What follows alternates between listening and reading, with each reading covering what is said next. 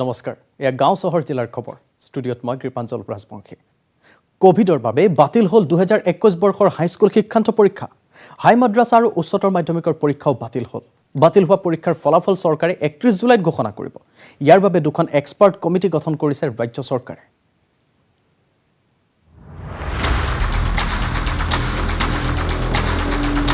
পৰীক্ষা বাতিল হ'ল এতিয়া মূল্যায়নৰ পদ্ধতি সন্দৰ্ভত চিন্তা কৰাৰ সময় আমাৰ স্কুলসমূহত যি ৰেকৰ্ড আছে আৰু সেৱা তথা কাউন্সিলৰ হাতত যি ৰেকৰ্ড আছে সেই ৰেকৰ্ডৰ ওপৰত ভিত্তি কৰি তেওঁলোকে নম্বৰ দি পৰীক্ষাৰ ফলাফল ঘোষণা কৰাৰ ফৰ্মুলাটো এসপ্তাহৰ ভিতৰত দিব ফলাফল 31 জুলাইৰ ভিতৰত ঘোষণা কৰিব লাগিব এনে ধৰণে নম্বৰ দিয়াৰ কাৰণে যে 100% পাছ কৰিব তাৰ কোনো গ্যাৰান্টি নাই এটো আমি কমিটি গঠন কৰি দিছো তাৰ ৰূপৰেখাটো কমিটিয়ে দিব হাইস্কুল শিক্ষান্ত পৰীক্ষাৰ শিক্ষাৰ্থীৰ মূল্যায়নৰ বাবে ডিব্ৰুগড় বিশ্ববিদ্যালয়ৰ প্ৰাক্তন উপাচাৰ্য অলক বুঢ়াগোহাঁইৰ নেতৃত্বত ৰাজ্য চৰকাৰে গঠন কৰি দিছে এখন 9জনীয়া কমিটি আনহাতে উচ্চতৰ মাধ্যমিকৰ চূড়ান্ত পৰীক্ষাৰ্থীৰ মূল্যায়নৰ বাবে কুমাৰ ভাস্কৰ বৰ্মা সংস্কৃত আৰু পুৰাতন বিশ্ববিদ্যালয়ৰ উপাচাৰ্য দীপক কুমাৰ শৰ্মাৰ নেতৃত্বত গঠন কৰি দিয়া হৈছে আন এখন 9জনীয়া কমিটি ডিব্ৰুগড় বিশ্ববিদ্যালয়ৰ প্ৰাক্তন উপাচাৰ্য অলক বুঢ়াগোহাঁইৰ নেতৃত্বত গঠন কৰি দিয়া কমিটিখনৰ আহ্বায়ক হ'ল সেৱাৰ সচিব সুৰঞ্জনা সেনাপতি সদস্যসকল ক্ৰমে আৰ.চি. জৈন প্ৰসন্ন বৰা এছ.এন. দাস ৰঞ্জিত দাম হাকিম তৰফদাৰ চি.বি. ৰায় আৰু মৃণাল খাউন আনহাতে উচ্চতৰ মাধ্যমিকৰ মাৰ্কিঙৰ ক্ষেত্ৰত দীপক কুমাৰ শৰ্মাৰ নেতৃত্বত গঠন কৰি দিয়া কমিটিখনত আছে Nibedita Laskar doctor S N. Barman doctor S. Borkakoti Idris Ali Ratan Pal Dipika চৌধুৰীৰ লগতে শিক্ষা সংসদৰ চেয়াৰমেন আৰু সচিব ছাত্ৰ ছাত্ৰীক নম্বৰ দিয়া আৰু মাৰ্কশ্বিট দিয়াৰ ক্ষেত্ৰত যাতে কোনো সমস্যা নহয় তাৰ বাবে চোকা দৃষ্টি ৰাখিব আছু আৰু এপছুৱে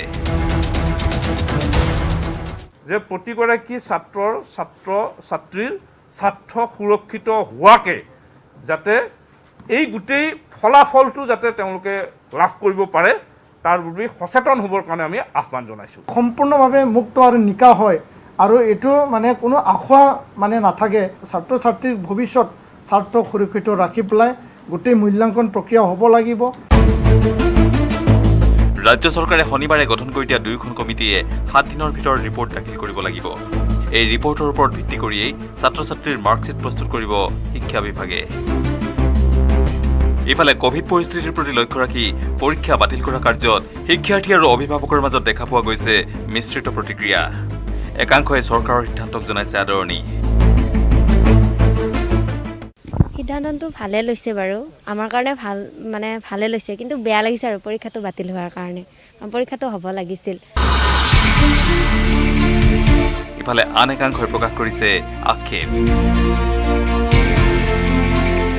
পৰীক্ষাটো বাতিল কৰা মই বহুত বেয়া লাগিছে কাৰণ পৰীক্ষাৰ বাবে যথেষ্ট পঢ়া শুনা কৰিছিলোঁ মোৰ নিচিনা এনেকুৱা বহুত ছাত্ৰ ছাত্ৰী আছে যে যিসকলে নিৰাশাত ভুগিছে বহুত আশাৰে বাট চাই আছিল এটা ভাল ৰিজাল্ট কৰাৰ চবকে বহুত বেয়া লাগিছে আমি ফাৰ্ষ্টৰ পৰা ইমান প্ৰিপেৰেশ্যন কৰি ৰাখিছিলোঁ যে আমাক ভাল মাৰ্ক আহিব পৰীক্ষাটো বাতিল কৰাৰ কাৰণে আমাৰ কাৰণে অতিকৈ দুখ খবৰ কাৰণ আমি বহুতো কষ্ট কৰিছিলোঁ হাইস্কুল শিক্ষান্ত পৰীক্ষাৰ বাবে কিন্তু আমি সেইটো পৰীক্ষাত অৱতীৰ্ণ হ'ব নোৱাৰিলোঁ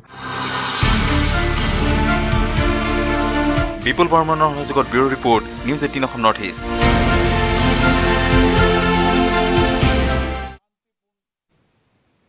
মৰিয়নিত সংকট মোচনৰ বাবে তৎপৰ কংগ্ৰেছৰ দলীয় নেতৃত্ব সমষ্টিটোৰ কংগ্ৰেছ কৰ্মীসকলৰ সৈতে আলোচনাত মিলিত হ'ল নিখিল ভাৰতীয় কংগ্ৰেছ কমিটিৰ অন্যতম সাধাৰণ সম্পাদক ৰাণা গোস্বামীৰ নেতৃত্বত এটা দল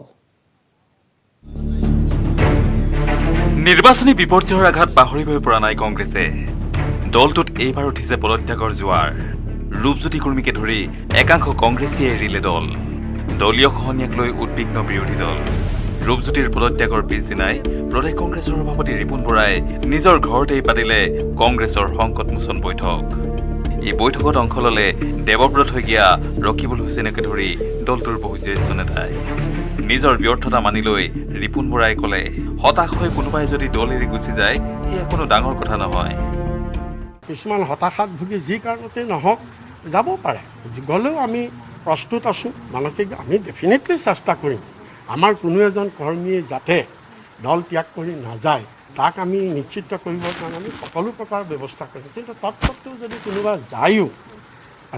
যায়ো তে আমি কংগ্ৰেছ দলটো এনেকুৱা নহয় যে আমি আগতেও এনেকৈ গৈছে, তাৰপিছত দল আকৌ শক্তিশালী হৈছে। আমি দল শক্তিশালী কৰিবৰ কাৰণে আমি সকলো ব্যৱস্থা ল'ম। বৈঠকত অংশ লোৱাৰ পিছত ৰকিবুল হুছেইনে ক'লে, যিমানেই ডাঙৰ নেতা নহওক, কিন্তু এতিয়াৰ পৰা কোনো নেতাই ভংগ কৰিব নোৱাৰিব দলীয় অনুশাসন। দীঘলীয়া আমি আলোচনা কৰিছোঁ। আমাৰ সিদ্ধান্ত হৈছে যে ডিচিপ্লিনটো ফাৰ্ষ্ট, ডিচিপ্লিন ব্ৰেক কৰা যিমান ডাঙৰ নেতাই নহওক আমাৰ নিয়ম অনুযায়ী ব্যৱস্থা গ্ৰহণ কৰিব। আনহাতে ৰূপজ্যোতিৰ দলত্যাগ প্ৰসংগত মুখ্যমন্ত্ৰী হিমন্ত বিশ্ব শৰ্মাই কংগ্ৰেছক কটাক্ষ কৰি কৈছিল, চৰকাৰে সকলো কামেই কৰি গ'লে বিৰোধীৰ কামেই নাথাকিব। বিৰোধী হৈ কৰিব কি? কোনোবা জেগাত শুনিছোঁ তেওঁ 21 তাৰিখে জইন কৰিব। জইন কৰিলে একেলগে আমি ডেফিনেটলি মিঠাই খাম, মোৰ পুৰণা বন্ধু ঘূৰি আহিলে। 5 বছৰ এনেকৈ কাম কৰি থাকিলে ক'ত অপজিশ্যন থাকিব? মুখ্যমন্ত্ৰীৰ মন্তব্যৰ প্ৰতিক্ৰিয়া ব্যক্ত কৰি দেৱব্ৰত শইকীয়াই ক'লে, বিজেপি দল এতিয়া গণতন্ত্ৰৰ বাবে ভাবুকি, আৰু সেয়া এনে মন্তব্যৰে প্ৰমাণ কৰিছে। মুখ্যমন্ত্ৰী মহোদয়ে এটা মন্তব্য দিছে যে বিৰোধীত 5 বছৰ থাকি কি কৰিব, শাসক দললৈ আহিব লাগে। এনেকুৱা ধৰণৰ কথাবিলাক গণতন্ত্ৰৰ প্ৰতি ভাবুকি। তেখেতে এজন আইনজ্ঞ হৈ পেলাই, তেখেতে এজন মানে জ্যেষ্ঠ নেতা হৈ পেলাই তেখেতে এনেকুৱা মন্তব্য দিয়াৰ পিছত আমাৰ দেশখনৰ প্ৰতি যে বিজেপি দলটোৱে গণতন্ত্ৰৰ প্ৰতি ভাবুকি, এই কথাটো আজি পুনৰবাৰ প্ৰতীয়মান হয়। আনহাতে ৰূপজ্যোতি কুৰ্মীয়ে বিধায়ক পদ ইস্তফা দিয়াৰ পিছত সম্প্ৰতি নেতা নথকা সমষ্টিটোত কি ব্যৱস্থা গ্ৰহণ কৰিব, তাৰ বাবে মৰিয়নীত পৃথকে কংগ্ৰেছে অনুষ্ঠিত কৰে আন এখন বৈঠক। নেতা পৰ্যায়ক্ৰমে হ'ব, আৰু আমাৰ তৃণমূল পৰ্যায়ৰ যিসকল নেতৃত্ব ইয়াত কাম কৰি আছে সেইসকলে নেতা বাচিব জানে। তেখেতসকলে যাক তেখেতসকলে দিব।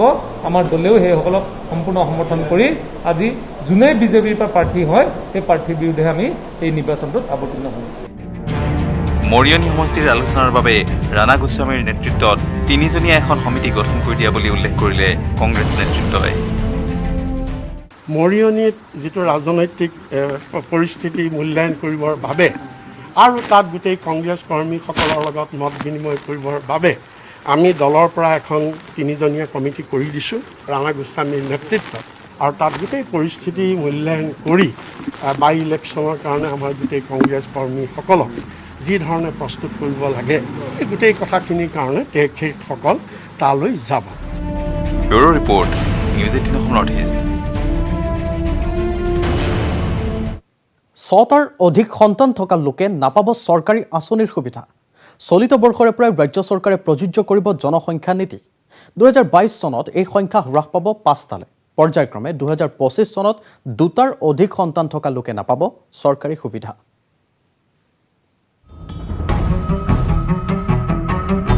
জনসংখ্যা নিয়ন্ত্ৰণৰ কঠোৰ পদক্ষেপ মুখ্যমন্ত্ৰী ডক্টৰ হিমন্ত বিশ্ব শৰ্মাৰ। নাৰী সবলীকৰণৰ ওপৰতো চৰকাৰে দিব অধিকৰ পৰা অধিকতম গুৰুত্ব। ৰাজ্যত population control and women empowerment নামৰ নতুন আইন অনাৰ যোজা মুখ্যমন্ত্ৰী ডক্টৰ হিমন্ত বিশ্ব শৰ্মাৰ। ইতিমধ্যে সাজু হৈ উঠিছে এই আইন অনাৰ সকলো প্ৰক্ৰিয়া। পিছে কি থাকিব প্ৰস্তাৱিত বিধেয়কখনত? চলিত বৰ্ষত 6টাৰ অধিক সন্তান থকা লোক বঞ্চিত হ'ব চৰকাৰী আঁচনিৰ পৰা। 2022 চনত এই সংখ্যা হ্ৰাস পাব 5টালৈ। পৰ্যায়ক্ৰমে ৰাজ্যত ৰূপায়ণ হ'বলগীয়া এই আঁচনি অনুসৰি 2025 চনত 2টাৰ অধিক সন্তান থকা লোকে নাপাব চৰকাৰী সুবিধা। ST, টি গাৰ্ডেনক বাদ দি বাকী মহিলাৰ ক্ষেত্ৰত কিবা এটা পপুলেশ্যন নৰ্মছ খাটিব। গাই প্ৰতি 5গৰাকী সন্তানো হ'লেও কথা নাই, প্ৰথমবাৰটো 5, 4 ওপৰত ৰাখিম, 2টাত নাহোঁ। কিন্তু লাহে লাহে আমি চৰকাৰী সুবিধাবিলাক কিন্তু 2টা সন্তানলৈকে আমি নমাই আনিম। মাইক্ৰ' ফাইনেন্সৰ ঋণ ৰেহাইৰ ক্ষেত্ৰতো প্ৰযোজ্য হ'ব জনসংখ্যা নীতি। লোন ৰেহাই কওক কিবাই কওক, আমি কিন্তু বৰ্তমান চৰকাৰৰ আঁচনিবিলাকত এইবাৰ পপুলেশ্যন নৰ্মছটো আহি যাব। অৱশ্যে সকলো আঁচনিৰ ক্ষেত্ৰত প্ৰযোজ্য নহ'ব জনসংখ্যা নীতি। ইফালে এই আইনখন অনাৰ যৌজা চলোৱাৰ লগে লগে মুখ্যমন্ত্ৰীৰ পদক্ষেপক আদৰণি জনাইছে বিভিন্ন দল সংগঠনে। এই সন্দৰ্ভত মুখ্যমন্ত্ৰীক প্ৰশংসা জনাই ডক্টৰ হিমন্ত বিশ্ব শৰ্মাৰ সৈতে আলোচনাত মিলিত হয় সাংসদ বদৰুদ্দিন আজমল। যোৱাকালি আমাৰ UDFৰ বদৰুদ্দিন আজমল ডাঙৰীয়াও মোক সাক্ষাৎ কৰিব আহিছিল তেওঁ মোক কৈছে যে স্ত্ৰী শিক্ষাৰ ওপৰত ওমেন এডুকেশ্যনৰ ওপৰত চৰকাৰে যিটো গুৰুত্ব দিব খুজিছে তাত তেওঁ ভাল পাইছে গতিকে মই ভাবোঁ যে সকলোৱে আমাক সহযোগ কৰক প্ৰথম ভেকচিনত দ্বিতীয়তে আন কামবিলাকত ইফালে চৰকাৰৰ নতুন জনসংখ্যা নীতিক আদৰণি জনাইছে অসম জাতীয়তাবাদী যুৱ ছাত্ৰ পৰিষদৰ লগতে ভিন্ন শ্ৰেণীৰ সচেতন লোকসকলে সংখ্যা নিয়ন্ত্ৰণ আইনখন এই নিয়ন্ত্ৰণ আইনখন আমি আগৰ পৰা কৈ আছোঁ যে জনসংখ্যা যি ৰকমে বৃদ্ধি হৈছে তাক নিয়ন্ত্ৰণ কৰিবলৈ এখন বলিষ্ঠ আইন প্ৰয়োজন আছে এই আইনখন অনাৰ বাবে চৰকাৰক বিশেষভাৱে ধন্যবাদ জনাওঁ দেশখনৰ অৰ্থনীতিৰ দিশলৈ চাই এইটো আদৰণি জনাবলগীয়া কথা অনুসূচিত জাতি অনুসূচিত জনজাতি আৰু বাগিচা অঞ্চলত প্ৰযোজ্য নহ'ব জনসংখ্যা নীতি bureau' report news 18 Assam North east খিলঞ্জীয়া জাতি জনগোষ্ঠীৰ উন্নয়নত গুৰুত্ব দিব চৰকাৰে চৰকাৰক লাগে ৩৩টা জনগোষ্ঠীৰ তথ্য ইতিমধ্যে তথ্য বিচাৰি প্ৰতিগৰাকী উপায়ুক্তলৈ জাৰি কৰা হৈছে নিৰ্দেশনা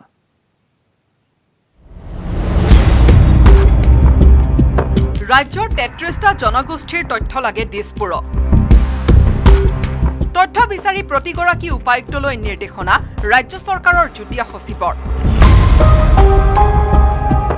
এই নিৰ্দেশনাটোলৈ মন কৰক ৰাজ্য চৰকাৰৰ যুটীয়া সচিব সুষমা হাজৰিকাই জাৰি কৰিছে নিৰ্দেশনা নিৰ্দেশনাৰ যোগেদি খিলঞ্জীয়া ৩৩টা জনগোষ্ঠীৰ বসতি থকা গাঁও তথা জনসংখ্যা বিচৰা হৈছে কলিতা জনগোষ্ঠীৰ বসতি গাঁও আৰু জনসংখ্যা শৰণীয়া কছাৰী গোৰ্খা নাথ যোগীৰ বসতি বিষ্ণুপুৰী আৰু বিষ্ণুপুৰী মণিপুৰীৰ বসতি তথা জনসংখ্যা হিন্দী আৰু বাংলা ভাষীৰ তথ্য কেওট গাৰো আৰু বৰ্মন ডিমাচা কছাৰীৰ তথ্য বিচৰা হৈছে সুত গৰিয়া টাই আহোমৰ তথ্য বিচাৰিছে চুতীয়া মেচ কছাৰীৰ তথ্য বিচৰা হৈছে কাৰ্বি স্বায়ত্ত পৰিষদৰ বাহিৰত বসবাস কৰা কাৰ্বিৰ তথ্য খাচী জয়ন্তীয়া কোচ ৰাজবংশীৰ তথ্য লাগে দিছপুৰক লাগে বৰাকত থকা পাহাৰীয়া জনজাতিৰ তথ্য লাগে ময়মাল মৰিয়া সাধাৰণ জাতিৰ বিচাৰিছে আদিবাসী সিংফো চেমাৰ তথ্য হাজং চাওদাং মদাহী জনগোষ্ঠীৰো তথ্য কুমাৰ জলোহা ব্ৰাহ্মণ মৰাণ আৰু মটকৰো তথ্য বিচৰা হৈছে আমাৰ হাতত পৰা তথ্য অনুসৰি সমবিকাশৰ পৰা যাতে এই জনগোষ্ঠীসমূহ বঞ্চিত নহয় তাৰ ব্যৱস্থা কৰিব ৰাজ্য চৰকাৰে ৰাজু বৰুৱাৰ report news 18 Assam North east অব্যাহত থাকিব গাঁও চহৰ জিলাৰ খবৰ লৈছো এটা বাণিজ্যিক বিৰতি মাইথান ষ্টীল ইমান ষ্ট্ৰং যে 20% কমকৈ লাগে ষ্ট্ৰং আৰু বুদ্ধিয় মাইথান নিৰ্মাণৰ মানদণ্ড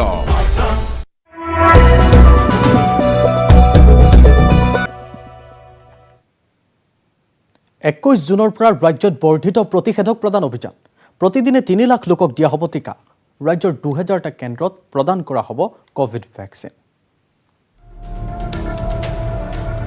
এদিনত 3 লাখ প্ৰতিষেধক দিয়াৰ লক্ষ্য স্বাস্থ্য বিভাগৰ 21 জুনৰ পৰা ৰাজ্যত বৰ্ধিত প্ৰতিষেধক প্ৰদান অভিযান এতিয়াৰ পৰা ভাৰত চৰকাৰে প্ৰদান কৰিব প্ৰতিষেধক সোমবাৰৰ পৰা প্ৰতিদিনে 3 লাখ লোকক প্ৰতিষেধক প্ৰদানৰ লক্ষ্য বান্ধিছে ৰাজ্য চৰকাৰে বৰ্ধিত প্ৰতিষেধক প্ৰদান অভিযানৰ জৰিয়তে প্ৰথম 10টা দিন প্ৰতিষেধক প্ৰদানৰ ক্ষেত্ৰত পৰীক্ষামূলকভাৱে ব্যৱহাৰ কৰিব ৰাজ্য চৰকাৰে শনিবাৰে পুৱাই ভিডিঅ' কনফাৰেন্সিং ব্যৱস্থাৰ জৰিয়তে মুখ্যমন্ত্ৰী ডক্টৰ হিমন্ত বিশ্ব শৰ্মাই ৰাজ্যৰ প্ৰতিখন জিলাৰ উপায়ুক্ত আৰু আৰক্ষী অধীক্ষকসকলৰ সৈতে বৈঠকত মিলিত হৈ ৰাজ্যত প্ৰতিদিনে 3 লাখ লোকক প্ৰতিষেধক দিয়া সন্দৰ্ভত আলোচনা কৰে এই বৈঠকৰ অন্তত সংবাদমেল যোগে ৰাজ্যত 2000 কেন্দ্ৰত প্ৰতিষেধক প্ৰদান কৰা হ'ব বুলি প্ৰকাশ কৰে এই 10টা দিনত প্ৰতিদিনে 2,60,000 প্ৰতিষেধক প্ৰদান কৰিবলৈ সক্ষম হলে কেন্দ্ৰই জুলাই মাহত অসমলৈ প্ৰেৰণ কৰিব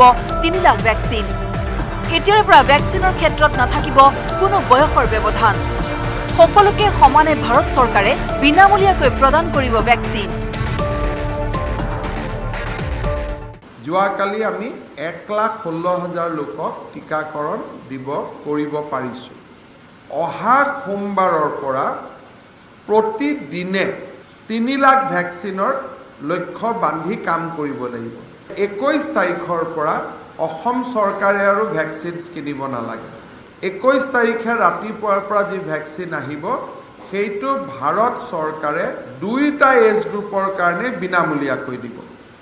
অকল 44+ নহয়, 18+ যিমান আছে ওপৰত। প্ৰতিখন চাহ বাগিচাৰ হাস্পতাল আৰু প্ৰতিখন গাঁৱত বৰ্ধিত প্ৰতিষেধক প্ৰদান অভিযানৰ লক্ষ্য হিচাপে প্ৰদান কৰা হ'ব প্ৰতিষেধক। পুৱা 8 বজাৰ পৰা নিশা 8 বজালৈ ভেকচিন প্ৰদানৰ ব্যৱস্থা কৰিছে স্বাস্থ্য বিভাগে। প্ৰতিটো চাহ বাগিচাৰ হস্পিটালত ভেকচিনেশ্যন চেণ্টাৰ হ'ব, যাতে টি গাৰ্ডেনৰ সকলো মানুহক আমি ভেকচিন দিব পাৰোঁ। প্ৰতিখন গাঁৱত ভেকচিন চেণ্টাৰ হ'ব আৰু টাউনত ৰাতি 9টা বজালৈকে আমি ভেকচিনছ কৰিম। গ্ৰাম্যাঞ্চলত এটা শিফ্টৰ বিপৰীতে চহৰত 2টা শিফ্টত ৰাইজক প্ৰদান কৰিব ভেকচিন। মুখ্যমন্ত্ৰীৰ আৰোগ্য নিধিত মজুত ৰখা ৰাইজৰ ধনৰ পৰা ভেকচিন প্ৰদানৰ জৰিয়তে প্ৰত্যেকগৰাকী লোকক প্ৰতিদিনে প্ৰদান কৰা হ'ব 100 টকাকৈ। প্ৰতিখন গাঁৱত ভেকচিন চেণ্টাৰ হ'ব আৰু টাউনত ৰাতি 9টা বজালৈকে আমি ভেকচিনছ কৰিম। নগৰৰ কাৰণে 2টা শিফ্ট, তেজপুৰতো 2টা শিফ্ট হ'ব, ডিব্ৰুগড়তো 2টা শিফ্ট হ'ব, ধুবুৰীতো 2টা শিফ্ট হ'ব, শিলচৰতো 2টা শিফ্ট হ'ব, কিন্তু গাঁৱত এটা শিফ্ট হ'ব।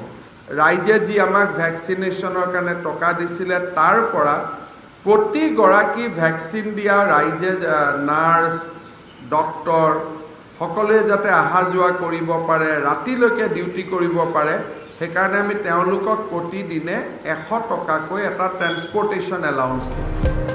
এই কাৰ্যসূচীৰ বাবে সকলো অভিভাৱক মন্ত্ৰীক নিজ নিজ জিলাত এসপ্তাহৰ বাবে বাহৰ পাতিবলৈ নিৰ্দেশ দিছে মুখ্যমন্ত্ৰীয়ে। কেৱল মুখ্যমন্ত্ৰী আৰু স্বাস্থ্য মন্ত্ৰীৰ ক্ষেত্ৰত প্ৰযোজ্য নহ'ব এই নিয়ম। অহা 7 দিন আমি চৰকাৰৰ একো কাম কৰিব খোজা নাই, অকল টীকাকৰণ। সেইকাৰণে guardian minister and guardian secretary they will rush to their own district except Keshab Mahanta ডাঙৰীয়াৰ মুখ বাদ দি বাকী সকলোৱে নিজৰ নিজৰ জিলাত যাব। আৰু এই 7 দিন ময়ো চেষ্টা কৰিম যাতে মেক্সিমাম ডিষ্ট্ৰিক্টত ময়ো যাব পাৰোঁ, কেশৱদায়ো যাব পাৰে, কিন্তু আমি বান্ধি লোৱা নাই আৰু যে এই 2খন জিলাতে যাম, য'তে দৰকাৰ আমি তাতে যাব লাগিব।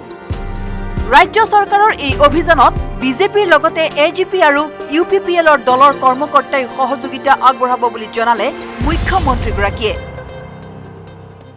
আমি ৰাজনৈতিকভাৱে ভাৰতীয় জনতা পাৰ্টি, AGP আৰু UPPLৰ কৰ্মকৰ্তাসকলক মই কৈছোঁ যে ভেকচিন চেণ্টাৰত আপোনালোকে স্বেচ্ছাসেৱক হিচাপে কাম কৰক, ৰাইজক লৈ আহক। ঠিক তেনেকৈ আন কোনোবা ৰাজনৈতিক দল, সামাজিক সংগঠনেও সহায় কৰিলে আমাৰ কোনো আপত্তি নাই। 1 জুলাইৰ পৰা সকলো চৰকাৰী কাৰ্যালয় খোলাৰ পৰিকল্পনা কৰাৰ বাবে সকলো কৰ্মচাৰীক হিল দল ভাঙি প্ৰতিষেধক ল'বলৈ আহ্বান জনাইছে মুখ্যমন্ত্ৰীয়ে। কেমেৰাত প্ৰভাস সিঙৰ সহযোগত Hirakjyoti Malakar, news 18 Assam North east. অসমৰ বহু ঔদ্যোগিক প্ৰতিষ্ঠানে বিদ্যুৎ চুৰি কৰি আছে। বিদ্যুৎ চুৰিৰ বিৰুদ্ধে নিৰন্তৰ অভিযান চলাই যাব ৰাজ্যৰ শক্তি বিভাগে। ৰাজ্যৰ বিদ্যুৎ সৰবৰাহৰ ব্যৱস্থা উন্নত কৰিবলৈ বদ্ধপৰিকৰ শক্তি বিভাগ। টিংখাঙৰ নিজা বাসগৃহত সংবাদমেল পাতি শক্তিমন্ত্ৰী বিমল বৰাই কৰিলে এই মন্তব্য। লগতে শক্তিমন্ত্ৰীগৰাকীয়ে বিদ্যুৎ চুৰি ৰোধ কৰিবৰ বাবে ৰাজ্যক সহযোগিতাও কামনা কৰিলে। সংবাদমেলত বিদ্যুৎ চুৰি কাণ্ডৰ বিৰুদ্ধে তীব্ৰ সকিয়নি দি বিমল বৰাই ক'লে, গুৱাহাটী মহানগৰীত কেইবাটাও বিদ্যুৎ চুৰি কৰা প্ৰতিষ্ঠানৰ বিৰুদ্ধে শক্তি বিভাগে ইতিমধ্যে অভিযান আৰম্ভ কৰিছে। শক্তি বিভাগৰ দায়িত্ব দিয়াৰ পিছতে আমি যেতিয়া ইয়াৰ কেৰুণসমূহ ক'ত জনসাধাৰণে কেনেধৰণেৰে ভাল বিজুলী পাব পাৰে তাৰ কাৰণে যেতিয়া আমি উদ্যোগ লৈছিলোঁ, দেখিছোঁ যে সমগ্ৰ অসমখনতে চহৰ নগৰ সকলোতে উদ্যোগিক কেন্দ্ৰ, বাণিজ্যিক কেন্দ্ৰ সকলোতে কেৱল মাত্ৰ বিদ্যুৎ চুৰি।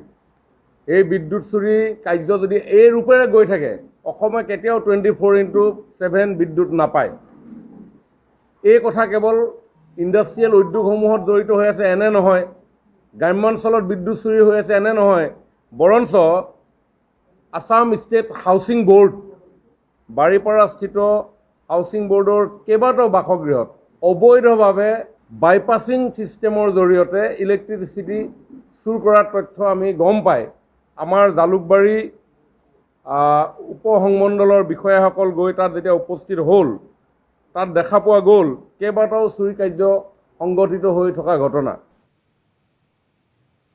মাইক্ৰ'ফাইনেন্সৰ ঋণ মাফক লৈ চৰকাৰে আৰোপ কৰা চৰ্তৰ বিৰোধিতাৰে ৰাজ্যত অব্যাহত আছে প্ৰতিবাদত নামিল ঋণগ্ৰস্ত মহিলাসকল। চৰকাৰ বিৰোধী ধ্বনিত উত্তাল হৈ পৰিল ৰাজ্যৰ ৰাজপথ।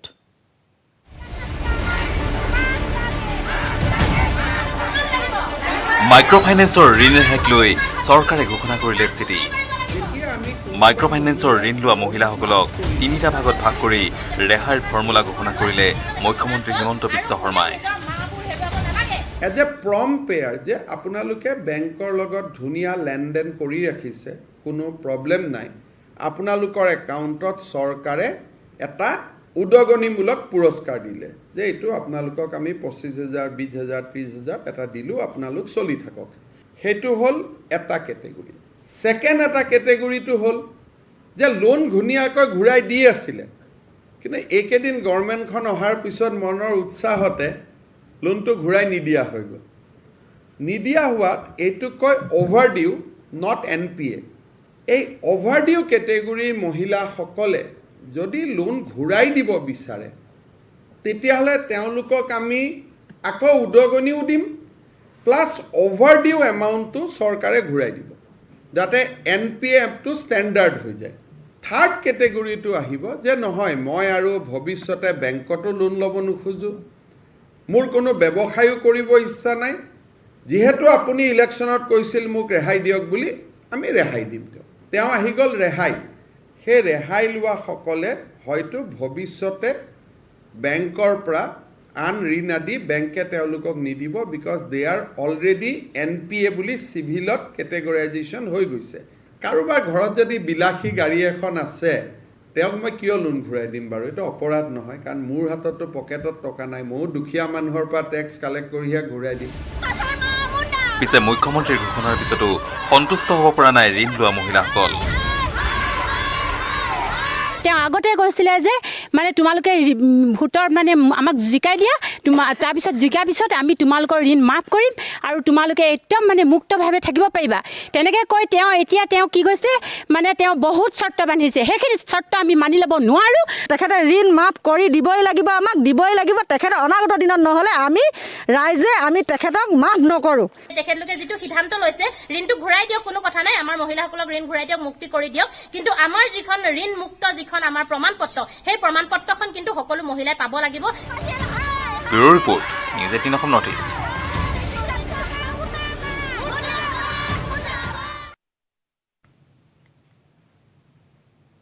অব্যাহত থাকিব খবৰ, লৈছোঁ এটা বাণিজ্যিক বিৰতি।